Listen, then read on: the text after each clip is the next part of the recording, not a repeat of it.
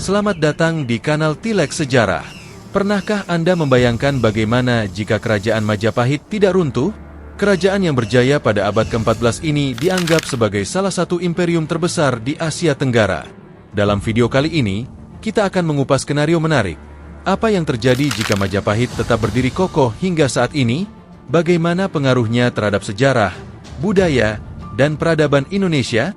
Mari kita mulai perjalanan ini. Sebagaimana yang telah diketahui, Majapahit dulunya merupakan kerajaan yang sangat besar dengan wilayah kekuasaannya meliputi Sumatera, Kalimantan, Jawa, Sulawesi, Nusa Tenggara, Maluku, Papua, Tumasik, Singapura, Malaysia, Brunei, dan sebagian kepulauan Filipina serta Thailand.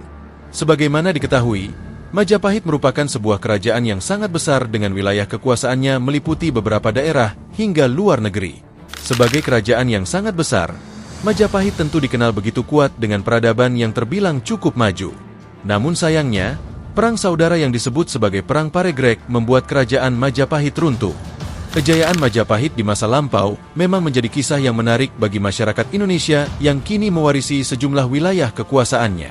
Namun, meski kerap dijadikan inspirasi, masa-masa itu memang telah lama berlalu. Namanya juga masa lalu, tentunya hanya akan menjadi kisah yang diperdengarkan masa kini. Mungkin, salah satu kisah-kisah yang diceritakan ulang tersebut adalah sebuah film kolosal epik yang berjudul Saur Sepuh, Satria Madangkara karya Imam Tantowi yang tayang tahun 1987. Di film itu, dikisahkan masa pemerintahan Wikramawardhana, Raja kelima Majapahit yang berkuasa berdampingan dengan istri sekaligus sepupunya yang bernama Kusumawardhani putri dari raja sebelumnya, Hayam Wuruk. Dikisahkan bahwa Wikramawardhana ini terlibat dalam sebuah pertikaian dengan salah satu putra mertuanya yang bernama Bre Wirabhumi. Namanya kekuasaan, pasti akan membuat banyak orang menginginkan dan mengejar-ngejarnya. Dalam hal ini, meski Wikramawardhana telah didapuk jadi penguasa Majapahit kala itu, Bre Wirabhumi merasa lebih berhak karena dirinya lah yang merupakan putra Hayam Wuruk, meski sebenarnya hanya putra dari seorang selir. Pertikaian ini berujung pada Perang Paregreg antara Istana Barat Majapahit melawan Istana Timur Majapahit. Akibatnya, seperti yang terjadi pada kehancuran kerajaan Romawi yang salah satunya terjadi akibat perang antara Romawi Barat melawan Romawi Timur, demikian pun dengan Majapahit terus mengalami kemunduran akibat pertikaian ini. Namun, perdebatan yang menjadi perhatian para sejarawan atau bahkan para penggemar cerita sejarah seperti kita-kita ini adalah seberapa besar sebenarnya kekuasaan kerajaan Majapahit? Benarkah Majapahit sebesar yang diceritakan di buku-buku sejarah zaman SD dulu? Lalu, apa yang sekiranya akan terjadi jika Majapahit tidak runtuh dan masih bertahan hingga saat ini? Sebelum membahas-bahas mengenai apa yang akan terjadi jika Majapahit tetap berdiri, mari sedikit melihat sejarah kerajaan yang satu ini. Kemaharajaan Majapahit menjadi imperium adidaya pada abad ke-13 Masehi. M.C. Rickleff dalam bukunya Sejarah Indonesia Modern menyebut Majapahit sebagai kerajaan Hindu-Buddha terakhir yang menguasai Nusantara dan dianggap sebagai salah satu negara terbesar dalam sejarah Indonesia. Raden Wijaya adalah pendiri kerajaan Majapahit yang bertahta pada 12931309 dengan gelar Kertarajasa Jayawardhana. Awalnya, Majapahit berpusat di Mojokerto, Jawa Timur. Namun, pada era Jayanegara 13091328, ibu kota dipindahkan ke Trowulan. Sejak Girindrawardhana 14561466 berkuasa, pusat Majapahit digeser lagi, kali ini ke Kediri. Majapahit pun mencapai masa jaya pada era Raja Hayam Wuruk atau Raja Sanagara 13501389 berkat dukungan Mahapati Gajah Mada. Pada tahun 1336 saat pengangkatannya menjadi Mahapati pada era Tribhuwana Tunggadewi yang adalah ibunda Hayam Wuruk, Gajah Mada mengucapkan sumpah Amuktipalapa yang kelak melegenda. Gajah Mada bersumpah akan menyatukan wilayah-wilayah Nusantara di bawah naungan Majapahit. Kelak, ikrar ini kemudian terwujud. Dikutip dari buku Menuju Puncak Kemegahan, Sejarah Kerajaan Majapahit karya Slamet Muljana, sumpah Amuktipalapa telah mengantarkan Majapahit ke gerbang kejayaan untuk pertama kalinya dalam sejarah. Wilayah kekuasaan Majapahit, seperti tercatat dalam kitab Nagara Kertagama, meliputi Jawa, Bali, Sumatera, Kalimantan, hingga Indonesia bagian timur, termasuk Nusa Tenggara, Sulawesi, hingga sebagian Maluku. Masih menurut Nagara Kertagama seperti dikutip dari buku Dinamika Islam Filipina, Burma, dan Thailand karya Harul Fuad Yusuf, tidak kurang dari 98 kerajaan bernaung di bawah kuasa Majapahit. Pengaruh dan ekspansi Majapahit sampai pula ke negeri-negeri seberang, dari Semenanjung Malaya, kini Malaysia, Tumasik yang kini dikenal Singapura, serta sebagian Thailand dan Filipina. Angkatan Laut Majapahit waktu itu sangat kuat sehingga disebut sebagai Thalassokrasi atau Kemaharajaan Bahari. Wafatnya Gajah Mada pada 1364 menjadi salah satu faktor penyebab melemahnya Majapahit. Ayam Wuruk yang sangat menghormati sosok penasihatnya itu tidak menunjuk Mahapatih baru. Baginya, Gajah Mada tak tergantikan. Sepeninggal Gajah Mada, Hayam Wuruk limbung. Kejayaan Majapahit goyah. Keruntuhan bahkan kepunahan imperium besar ini pun mulai terlihat. Stabilitas wilayah yang amat luas mulai goyah.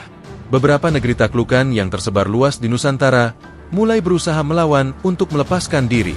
Situasi semakin memburuk karena pada tahun 1389, Slamet Muljana dalam runtuhnya kerajaan Hindu Jawa dan timbulnya negara-negara Islam di Nusantara menceritakan polemik dalam proses suksesi Raja baru. Ini terkait perselisihan keluarga yang semakin memperlemah Majapahit. Polemik ini berujung pada terjadinya Perang Paregreg yang melibatkan Wikramawardhana yang mengklaim sebagai penerus tahta Majapahit melawan Bre Wirabhumi.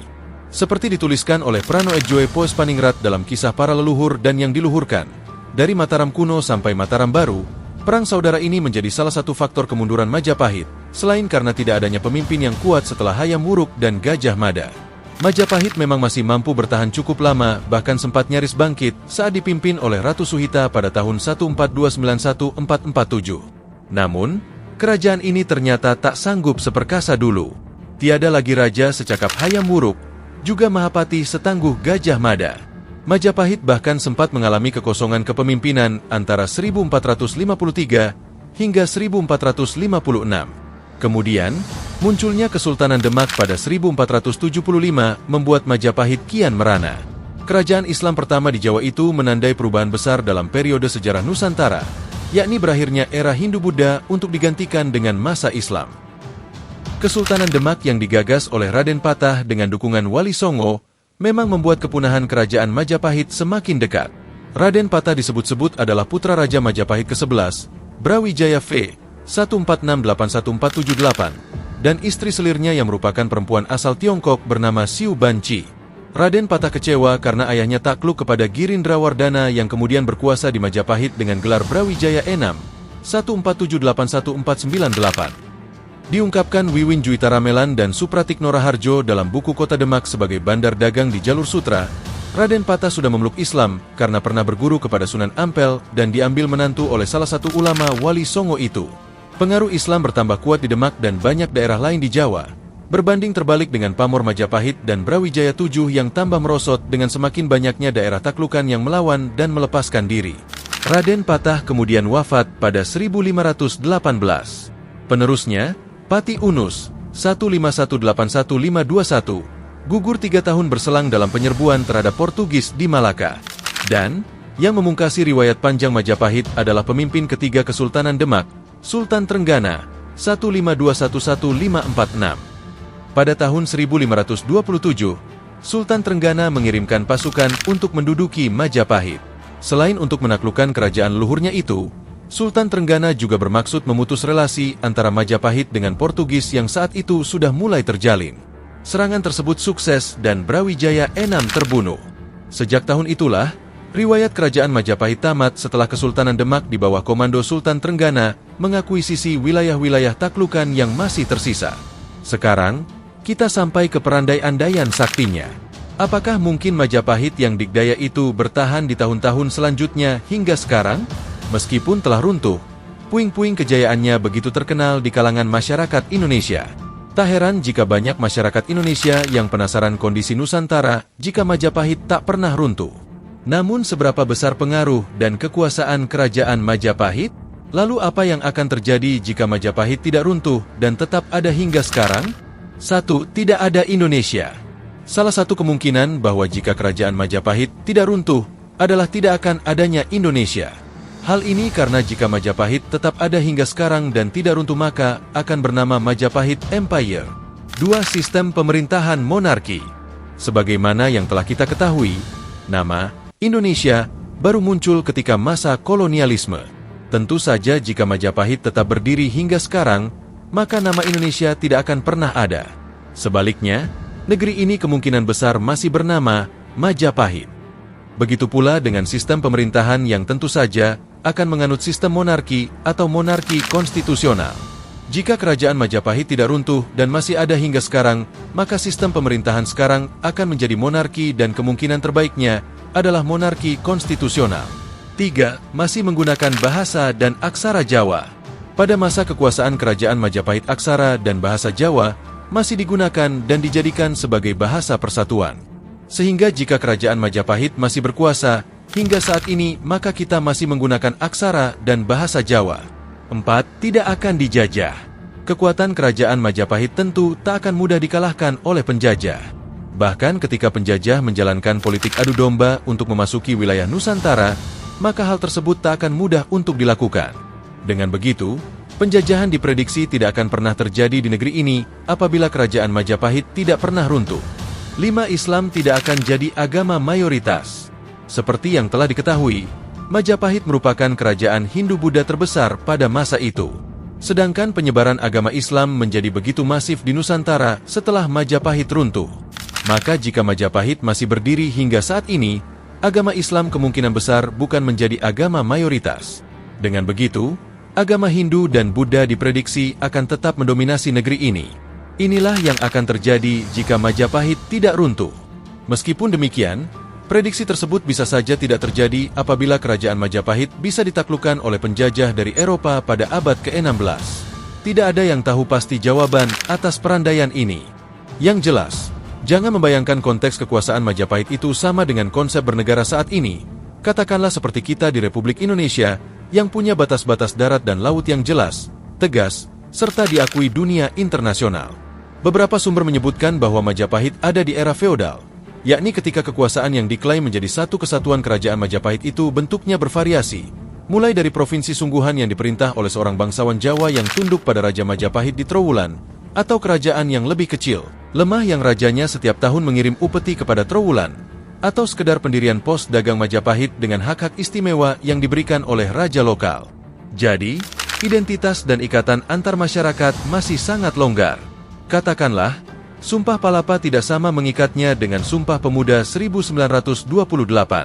Selain itu, konteks Islamisasi yang terjadi di Nusantara juga akan sangat mungkin menjadi penghalang bagi tetap bertahannya Majapahit. Namun, kembali lagi, misalkan saja Hayam Wuruk mewariskan kekuasaannya pada raja selanjutnya yang cakap dan Gajah Mada punya penerus yang tak kalah hebat. Apa yang akan terjadi? Mungkin, bisa saja tidak akan ada Indonesia. Wilayah Nusantara ini mungkin akan bernama Majapahit sampai sekarang. Pemerintahan kita bisa saja bukan berbentuk republik, melainkan menjadi sebuah monarki. Artinya, kita bakal punya Perdana Menteri.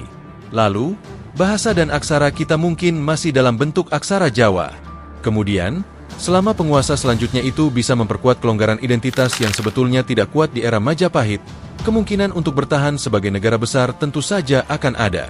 Namun, bila hal itu tidak terjadi dan dengan gelombang kolonisasi yang masuk ke Nusantara, sangat mungkin wilayah Majapahit pada akhirnya hanya akan meliputi wilayah Jawa dari tengah hingga ke bagian timur dan ke sekitarnya saja.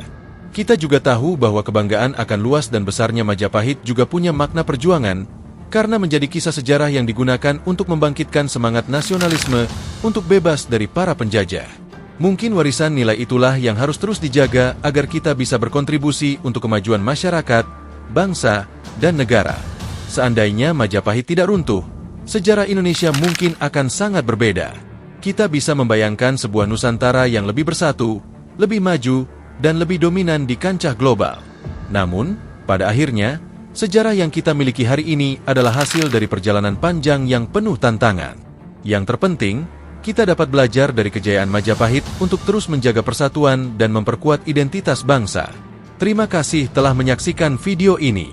Jangan lupa untuk like, share, dan subscribe agar Anda tidak ketinggalan cerita sejarah menarik lainnya. Sampai jumpa di episode berikutnya.